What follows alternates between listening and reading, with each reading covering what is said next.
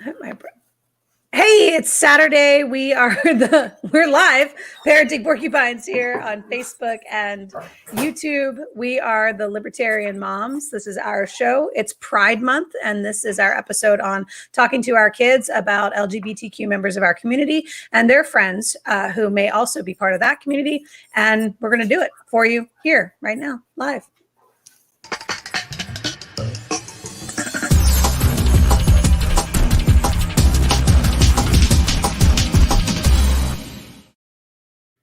Hello, ladies. Happy Pride Month. We're towards the end of Pride Month. We've got our rainbow flag hanging on the front of the house. And we know that by July 1, we'll flip it out for the American flag. But it's been a really fun month to be part of this celebration of the LGBTQ plus community. We had a great visit with Ashley Shade a couple of weeks ago. And we were looking forward to having another visitor today, a friend of ours, AJ Campbell, who is the chair of the Libertarian Party of Tennessee and a badass mom of a trans son. Unfortunately, we couldn't get AJ here, so we're going to do a special recorded episode with her. Look for that sometime in the near future. In the meantime, for tonight, what we're going to talk about is our position in terms of helping our kids understand the vocabulary around LGBTQ+, what they're teaching us about how they interact with each other, and what we're sort of using in terms of guidelines around this, because I don't think this was something we grew up with. I mean, let's start there. When you're coming up, when you're a kid and your parents are talking to you about members of your community that are in the LGBTQ plus community, what was that like? Let's start with you, Jess. Who were the first people you knew in that community, and how did your parents talk to you about it? So I think the first I'd heard of it was Philadelphia, the Tom Hanks movie. And that came out, I was pretty young, and my parents were pretty strict about the movies we watched and things like that, which is very strange because they cussed a lot. So it was kind of weird. But anyway, I guess that's where I get it from. I love to cuss. Anyway, sorry, I digress. So that was really the first I had heard of anyone being gay. Like that was kind of the first exposure I had. But then when I was 13, my mom had a cousin, and he died actually on my 13th birthday. He had AIDS. Oh, no kidding. So that was the first time that we had a conversation about homosexuality, just because he was gay. He had, died of AIDS, and that was like the big thing in the 80s and 90s. But so that was like my first, I guess, exposure. And then, later on, I had friends who started coming out as we were, going into our 20s. So that was kind of my timeline for. Gotcha. Learning. What about you, Melissa? Do you remember the first conversations you had with your parents about this?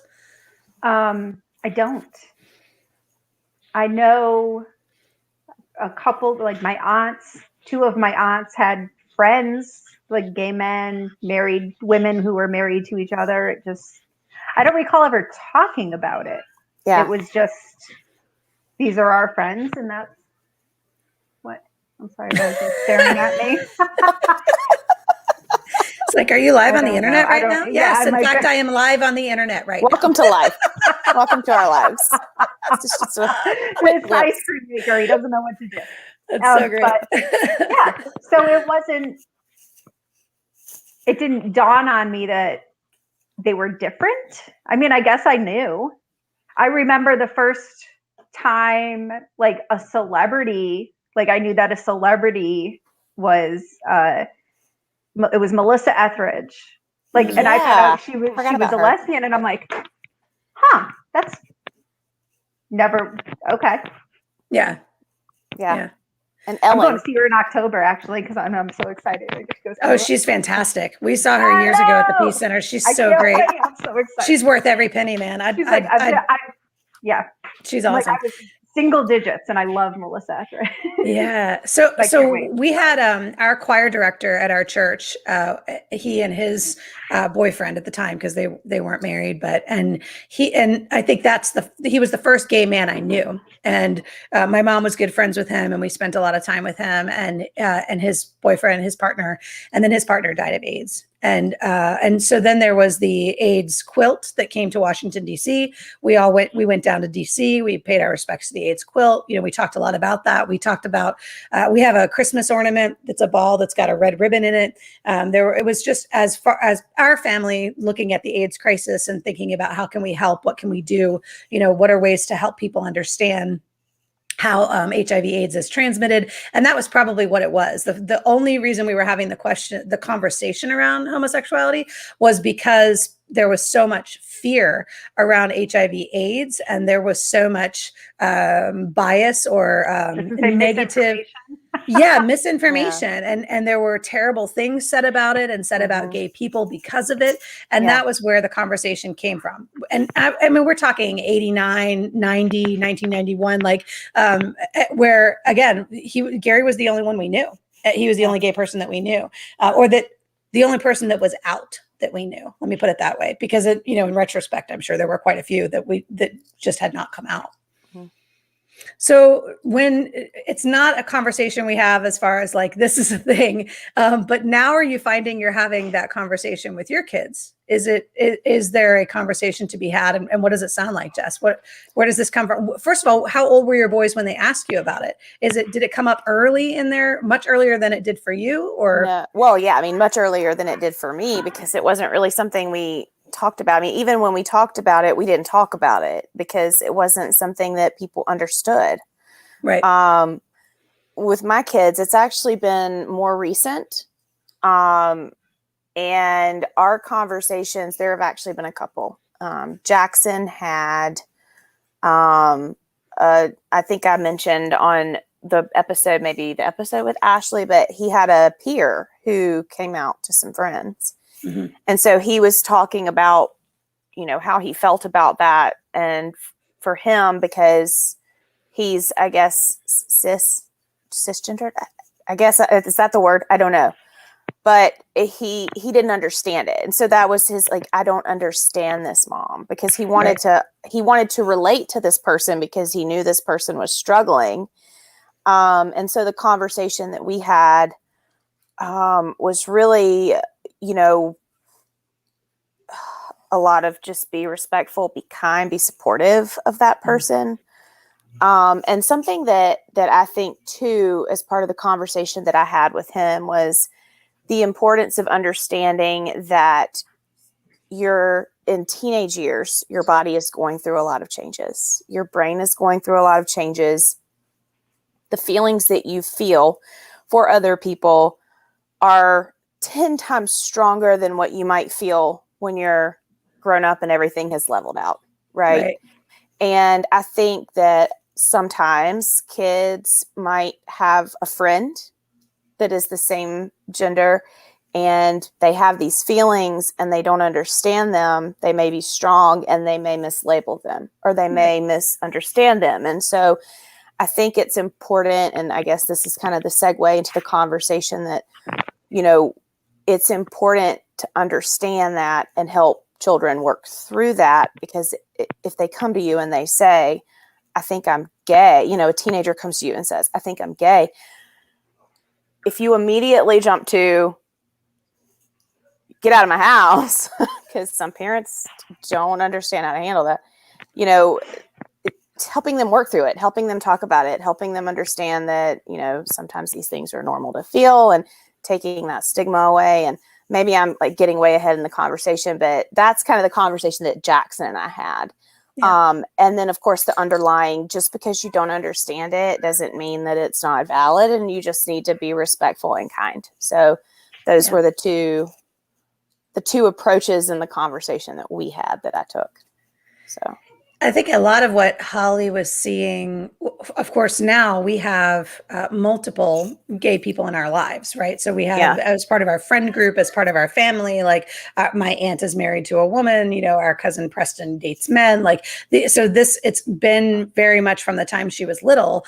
That's it's just another kind of relationship. It's just another way that people fall in love. It's just so, but then as Holly has been in the LGBTQ community online, she's starting to get these definitions around, and a lot of this is what we talked about with Ashley, which was the concept of being gay is about who you love, right? So that sexual orientation is about who you love, and transgender is about who you are. And so Holly's getting a lot of that vocabulary. She knows the vocab better than I do. She teaches me a lot. I was telling Jess and Melissa that the first thing I did when I saw the topic for today was like, oh, I need to go talk to Holly and see what she wants me to say about this. Like, help me.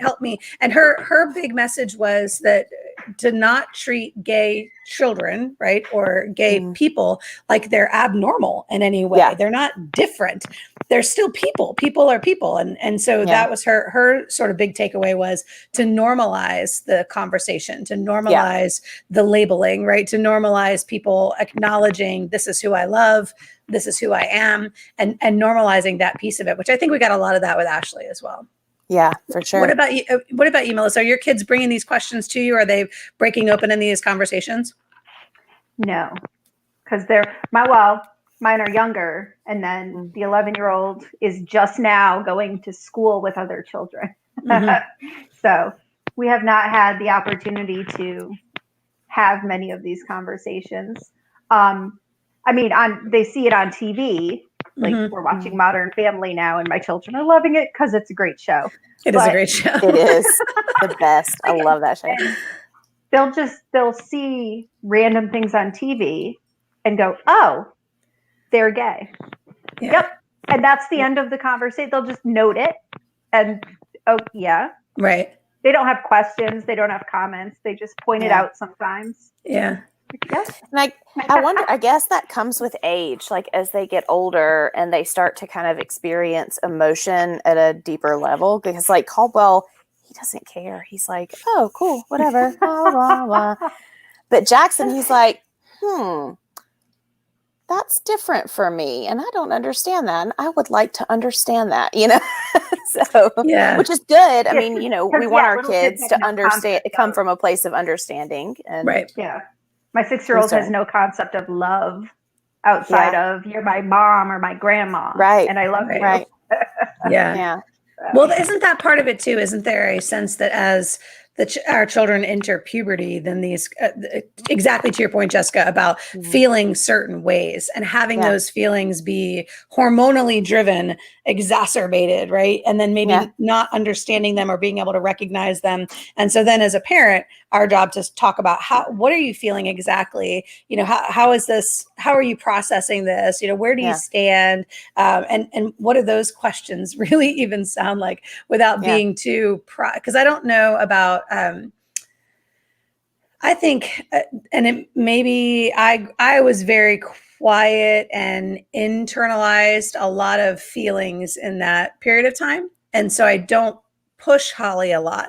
I kind of expect, like, if she wants to talk about it, we'll talk about it. If she has questions, we'll talk about it. If she's seeing something she doesn't understand, she'll ask me about it. But other than that, I'm like, and YouTube will do the rest. I'm kind of the same way. I mean, I feel that way with Jackson. And I think for me, whatever the conversation is, like, it means a lot to me when he comes to me with things, because it means that he trusts me enough to come to me with it, that he feels safe to come to me with it. Because, there are a lot of kids who don't feel safe. And I mean, I would hope that if he ever came to a point where he had that realization, I would hope that he would feel safe and trust me enough to come to me with it and say, hey, Mom, this is what's going on. And I would say, hey, son, I love you. Okay. I don't know. I wonder too, there's a lot of pressure around having the conversation perpetuates the, I can't even believe I'm going to say this out loud. There are people who believe that having the conversation makes the problem worse. Let's put it out there. And so what's the this problem? Well, that's like, Wait a minute. let's start with Yeah. like, problem? why is this a problem in the first place, right? I don't see it as a problem. And then the second, well, and so I think of this in the same, we see this in the same vein as far as teaching safe sex at school, offering free condoms and this kind of thing. And it's like, well, if you do that, they're going to have sex. Well, no, they're going to have sex anyway, right? Like we didn't teach them how. Yeah, chances It's are. a natural and I don't think I thought about it until so I'm writing this story about a young these boys who got kicked out of Neverland, and they want to stay young, but it's difficult to stay young when you're learning, right? When you're seeing terrible things happen, when you're watching people die, when you're experiencing puberty, like these kinds of things. And at one point I was joking with some of my friends and I was like, yeah, you guys haven't gotten to the chapter yet where he learns how to masturbate. And my friend goes like, without missing a beat, goes, you have to be taught that? And I was like, okay, so let's go back to like, do we have to teach sex? No. Are we teaching homosexuality? No. Are we talking about it so that our kids feel safe and confident that they can ask us questions when they're confused? Because emotions can be outrageous. Really confusing. Yeah. Yeah, like I think it's worth it to say, like, let's be honest about it. Let's be open about it. I don't think that means we're evangelizing it but I do think it normalizes it. And that's what Holly said. She said, you've got to normalize it. You have to make people feel like it's a normal way to be so that they treat each other with empathy and like people. Yeah. Yeah, like they're people, not freaks, right? Yeah. Big deal. It's a big deal. All right. So now we talked about what our early experiences were, what our kids are saying, what they're coming to us. What about the community that you live in? Are other moms, so the three of us, right? But are other moms accepting of this? Do you find pushback in other families? And how do, if at all, do you have these conversations with other families? Yeah, I've got nothing. I don't know any other moms. That was a big sigh. Yeah, I don't think a lot of parents talk to their kids like we do. It's my experience that a lot of parents don't talk to their kids like we do. I've never been one to shelter my kids. I mean, obviously I want them to have their childhood. I want them to have their innocence and that sort of thing. But at the same time, I also want to be honest with my kids and I want them to understand the world that they live in, however cruel and ugly it may sometimes be. And I just don't see any benefit to sheltering from these conversations. I don't think that there are a lot of moms who are talking about these things. I think that a lot of kids get their information from the internet now. Mm-hmm. And I think that a lot of parents probably aren't having these conversations because they're not comfortable with them themselves, right? Like they may not be comfortable with them. So that's all I got. No, I'm with you. Because when we talked to Ashley, we talked about, was it when we talked to Ashley, we're talking about the moral argument? Yeah. Or no, that was with the guys last week, right? That was with the guys that we brought up the morality concept, or maybe it was with Ashley. I can't remember. But anyway, when we think of the moral objection to it, right? Is the church presenting a moral objection? And is that the church you belong to? And do you agree with that? So like, for example, Charlie and I were members of the Methodist Church. We were raised in Methodist Church. We were married in a Methodist church. A couple of years ago, the Methodist Church came down on the side of marriages between a man and a woman. And that's what the Methodist Church believes. And we promptly left the Methodist Church. We don't believe that. We don't subscribe to that. And we didn't want to be in a community where that was a core tenet of their faith. And for number one, we don't think they belong. I mean, we're also libertarians. So we also think that the government should get out of marriage altogether, right? Like you shouldn't need the government to tell you it's okay to get married. You should just decide you're going to get married and be done with it. But we also didn't want to be part of a faith community that for us was so clearly an anti-gay. That was an anti-gay stand, and that's not who we are. And so we didn't want to be part of that community. So I guess that's my question is like, as we're looking around the communities that we're in, the ones that are, do you consider that like a line in the sand? Like if they're not on the side of acceptance and inclusivity here, then we don't want to be part of that community. And then the second piece of that is, do you know people who are parts of those kinds of non-accepting communities, and how do you interact with them? So first, it is a hard line in the sand. I draw a hard line in the sand to include anyone in my children's lives who are going to in any way teach them that another human being is less than them, period. It doesn't matter if it's because the person's a drug addict, they're not less than you. You have problems too. You may not know what they are yet, but you have problems too. Right. If they're gay, it's not your place. It's not your place to decide. They're human beings. You treat them with love and respect. And so anybody who doesn't live by that rule, it's not welcome in my children's lives. And if they don't live by that rule, that's their choice. But if they display that they don't in front of my kids, that's when they won't be part of my kids' lives. Period. Right. Insane. Okay. Our church, we are Baptist, and I've talked about before. I grew up Southern Baptist, which was very much a fire and brimstone church, and homosexuality was a sin. It was, an abomination and that sort of thing. I never really believed that. I always struggled with it because of having been raised that way. So it took me a long time to, I don't want to say accept it, because I never rejected it, but it took me a long time to reconcile in my head that it was okay, because I had been told for so long that it was bad, Right. But I've never treated a gay person differently because they're gay. Right. Because I was raised not to treat people badly for, who they are, whatever. But we go to a church that is a Baptist church, but it's a progressive Baptist church. And so we're very much a congregation that welcomes everybody. It doesn't matter who you are, where you're from, what your circumstances are, you're welcome in our congregation. And that's the kind of community that I choose to raise my kids in, because that's how I want them to see the world. That's how I want them to treat the world. Yeah. So what about you, Melissa? Is it a hard line that there are people that are around you that maybe don't have those same values, and you think we're just not going to be able to do this? Or is there a sort of side conversation where it's like, well, how he is, like, let's just, just got to humor him. Yeah, no. If you're spewing hate in front of my children, that's no. You can believe anything you want, but if you don't say it out loud in front of my children, I don't give a crap what you believe.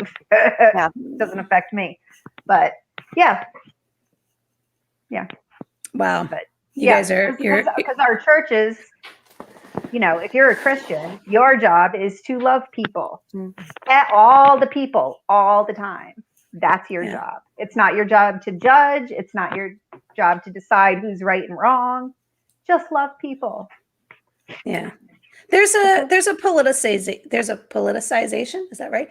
There are politics here, right? There are politics where a certain type of politic says it is intolerant. There are intolerant politics. There's intolerant politics related to what's taught in schools. There's intolerant politics, and Ashley brought it up, related to transgender persons on sports teams and in bathrooms and this kind of thing. Those intolerant politics find their way into our Facebook friends. They find their way into our families and the things that our aunts and uncles and cousins and whatever are saying. And those kinds of intolerant things, I always wonder, like, is it worth it to push back here? Or should I simply, do I recognize that person's perspective is not going to change and I'm not going to change it? It's going to create a breakage between us. And instead, Holly and I are working on the side going, sometimes people are that way. Sometimes that's just who they are. And maybe the libertarian in me says, and they have a right to be that way. And I don't like it, and you don't like it. And I wouldn't be that way. And I don't think they should be that way, but they have a right to be that way. And all you got to do is just say they're, the flip of that being, of course, if that spewed hatred is at Holly, right? If it is about Holly for whatever reason, right? For whatever quality she has or category she qualifies in, if that hatred is about who she is. And I think that's where I really struggle with that. I really struggle with family members who don't have our that line in the sand for us. And they're great on 65 to 70% of them, but there's about 30 to 35% that I'm just like, you're killing me. If you mention transgender bathroom problems one more time, you just need to get out of my house. Like I can't bring you out of that dark ground rules. We don't talk about this. Yeah. So, okay. So that's one strategy is like, that's just not something we talk about. No, yep. Yeah. No politics. Well, I mean, if you can't say something nice, just don't say anything at all. Yeah.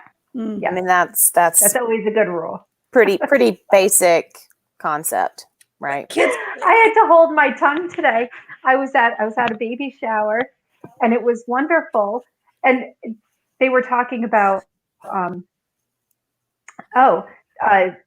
healthcare and stuff. They were just talking about the logistics for getting so many people immunized with the COVID vaccine.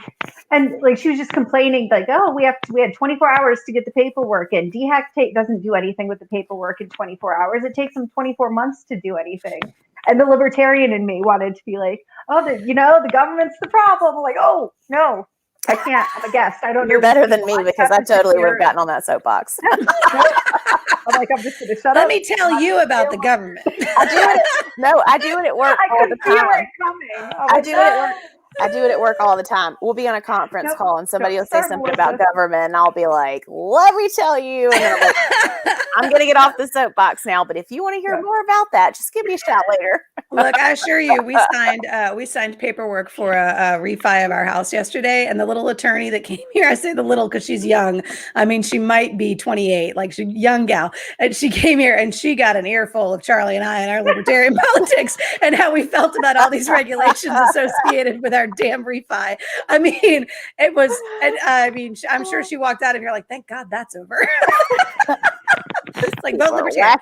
But that's a good point though you make, Melissa, because there are times that we choose to not insert our political perspective here, right? Yeah. And I don't think that the LGBTQ conversation is a political conversation. It's a human. When the government denies people's rights. It is when they deny rights, but that's not, those aren't the statements that are coming out. The statements that are coming out are things related to, it's the end of the civilization as we know it, because women are all going to marry each other and men are not going to be necessary anymore. Right. And you're like, wait, what? Are men necessary now? I mean, really? Cool. There's I can't even get started. Like, make yourself useful and you don't have a problem, right? Yeah. We're not, lesbians are of no threat to you as long as you bring something to the relationship, right? So I guess that's part of it too, is like, how much of this is about compassion and about to Jessica's exact point, treating other people with love and respect and normalizing a conversation that other people want to politicize, and instead saying this is about human beings caring for one another and recognizing the liberty and holiness that is each individual person, right? I need a namaste banner. Namaste. Well, and I think too, part of the conversation that we have often when we talk about things like this too, is that it's okay to stand up for those people.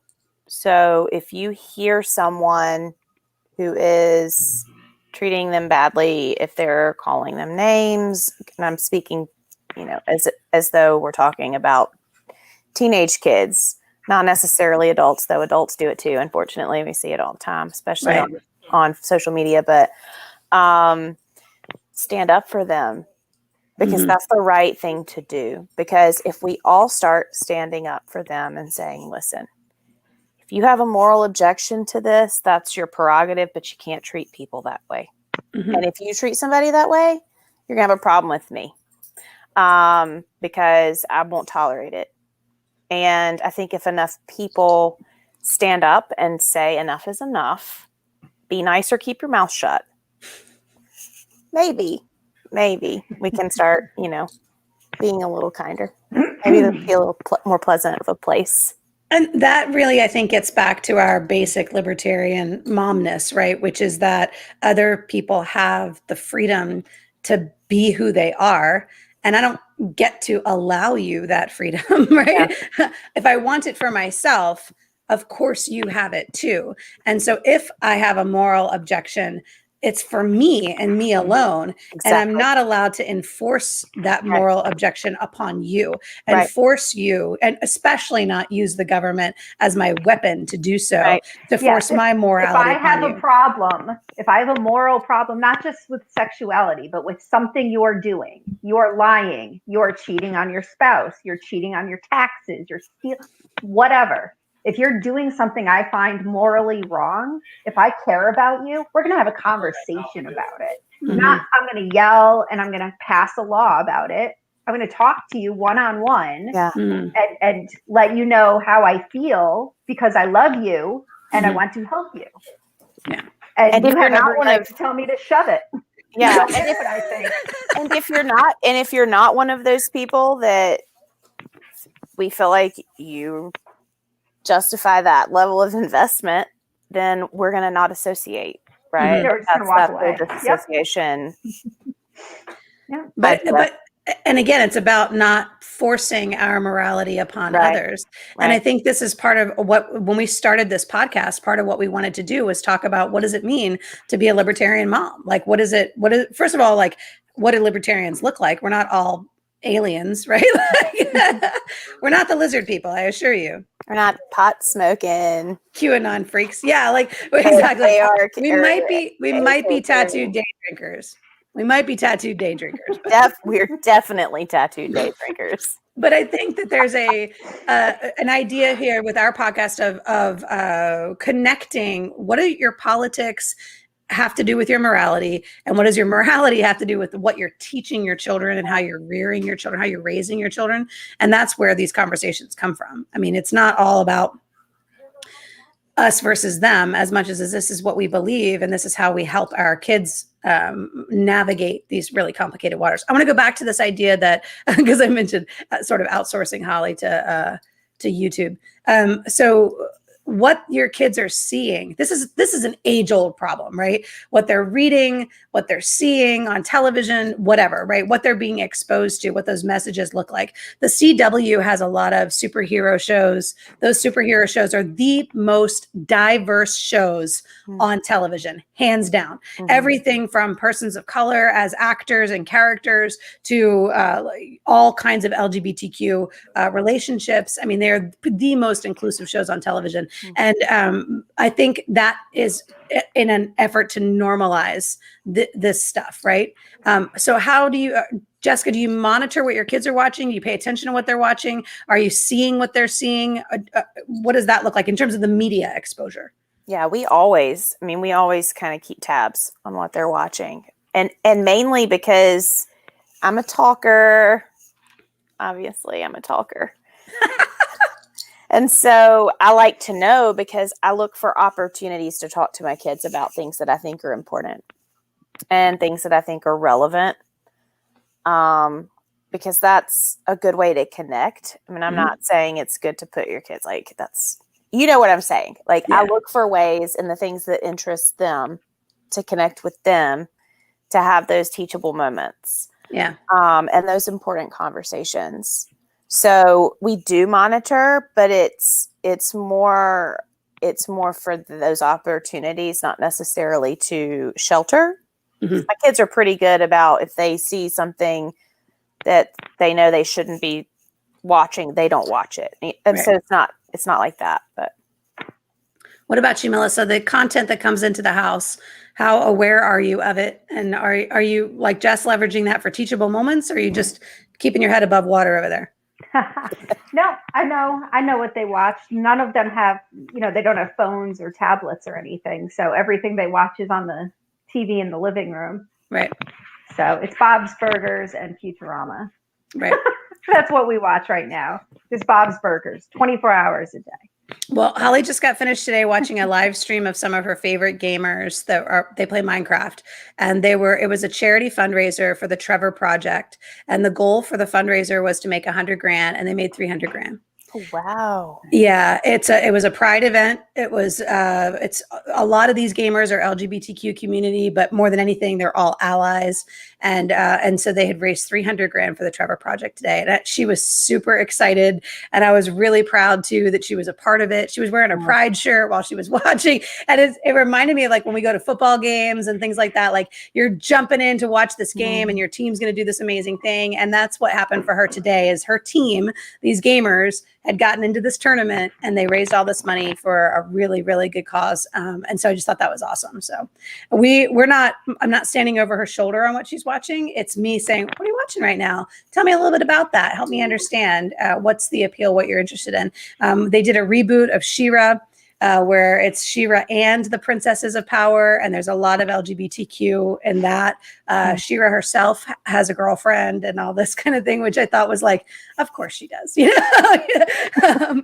So those kinds of conversations come out of that content, right? Where I'm like, how did you feel about that? Like she watched the original She-Ra's too, and she's like, I always wanted She-Ra to have somebody she loves, you know, like in the original series, she never had anybody, you know, boyfriend or girlfriend. She said, so I love that there's somebody that is her person, right? This is Katra is her person. And she goes, I just think that's wonderful. So, okay, good. Right. Like, so I'm with you, Jess, like it creates an opportunity to talk about those relationships. And then again, to bring it back to that place of how are you feeling? You know, what are your thoughts about this person or that person? And then let's help guide understanding what those hormones are doing to you, specifically in puberty, because God help us all. It's coming for you too, Melissa. It's I know. It's all right.